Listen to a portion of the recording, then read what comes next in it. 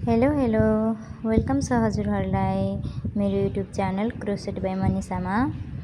आज चाहिँ म हजुरहरूलाई यस्तो टिकिया बनाउन सिकाउन गइरहेको छु। यो कसरी बनाउने भनेर सिकाउन गइरहेको छु। पुरा भिडियो हेरेर साथ सपोर्ट दिनु होला। र म नयाँ युट्युब च्यानल छ मेरो, सबैजना मेरो युट्युब च्यानललाई सब्स्क्राइब गरिदिनु होला। हजुरहरूको साथ सपोर्टको धेरै आवश्यक छ मलाई। अब स्टार्ट गर्नतर्फ लागौ है त।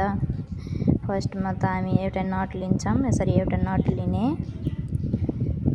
एउटा नट लिसकेपछि यसमा 6 वटा चेन लिने। 1 2 3 4 5 6 वटा चेन लिने अनि यो फर्स्टको चेनमा यसलाई लक गरिदिने। भिडियो स्किप नगरिकन लास्टसम्म हेर्नु होला, राम्रोसँग बुझ्नु होला।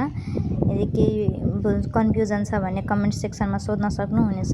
1 2 3 अब यसरी 3 वटा चेन लिने अनि धागो लिएर यसमा 3 चोटि, यो एकचोटि भइ नै हाल्यो, अझ 2 चोटि 1 2 अनि यसलाई यसरी लक गरिदिने। फेरि दुईटा चेन 1 2 दुईटा चेन अनि फेरि 3 चोटि 1 2 3 चोटि लिएर यसरी यसलाई लक गरिदिने। अनि फेरि दुईटा चेन 1 2 दुईटा चेन अनि फेरि 3 चोटि 1 2 3 अनि फेरि दुईटा चेन। यसरी नै बनाउँदै बनाउँदै छेउसम्म जाने। हामीलाई जम्मा यसमा 12 वटा चाहिएको छ, 12 वटा पफ। बीचमा चाहिँ 2 वटा चेन तान्नु होला।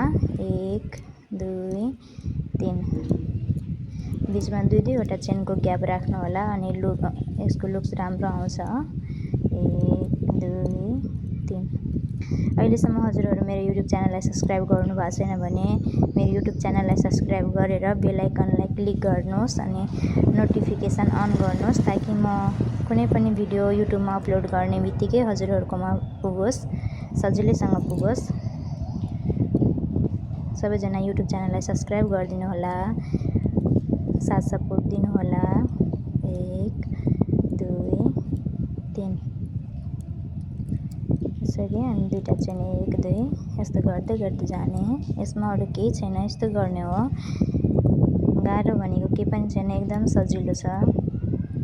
बस हजुरहरू ध्यान दिएर हेर्नु होला, भिडियो स्किप नगरिकन। मैले एकरति पनि स्किप नगरिकन बनाएको छु, अलिकति पनि केही पनि स्किप गरेको छैन। मैले स्टार्टिङैदेखि बनाइरहेको छु।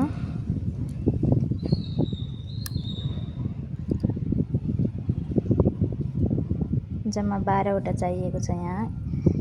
1 2 3 4 5 6 7 8 9 10 10 वटा, अझ दुईटा चाहियो। 1 2 3 दुईटा चेन यस्तो गर्दै गर्दै बनाउनु। है त सानो बल हुन्छ नि त, अड्न अलिक गाह्रो नै हुन्छ। हजुरहरू आफै म्यानेज गरेर गर्नु होला। 1 2 3 4 5 6 7 8 9 10 11 12 12 वटा भयो।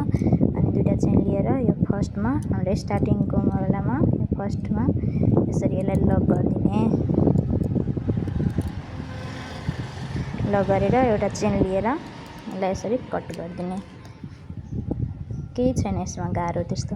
हेर्नुहोस् त कति छिटो कति राम्रो बन्यो। अब यसलाई ब्याक साइडमा लगेर यसरी यसरी कुरुसको सहायताले यसरी निकाल्ने अनि यसलाई यसरी लक गरिदिने। यसलाई यसरी गाँठ पारिदिएपछि यो फुस्किने चान्स कम हुन्छ, यो फुस्किँदैन। र यसलाई कुरुसले यसरी भित्रपट्टि लुकाइदिने, ताकि यसको लुक्स राम्रो आओस् भनेर यस्तो गर्ने हो। अब यसरी गरेपछि यो बलियो पनि भयो, फुस्किने चान्स पनि भएन। हेर्नु त यति छिटो कति राम्रो टिकिया बनेर रेडी भयो। सिक्नुभयो त? केही कन्फ्युजन छ भने भिडियो रिपिट गरी हेरेर सिक्न सक्नुहुनेछ। कस्तो लाग्यो हजुरहरूलाई मेरो यो भिडियो? यो भिडियोले हजुरहरूलाई केही सपोर्ट पाउनुहुन्छ कि नै, पाउनुभयो कि नै भनेर कमेन्ट सेक्सनमा कमेन्ट गर्नुहोला र मलाई हौसला दिनुहोला। कस्तो भयो त्यो टिकिया? हेर्नु त कस्तो राम्रो भयो। वाउ! अहिलेसम्म हजुरहरू मेरो युट्युब च्यानललाई सब्सक्राइब गरिदिनु होला। म यसरी नै बिस्तारै यसको जोड्ने प्रोसेस पनि लिएर आउनेछु। By by.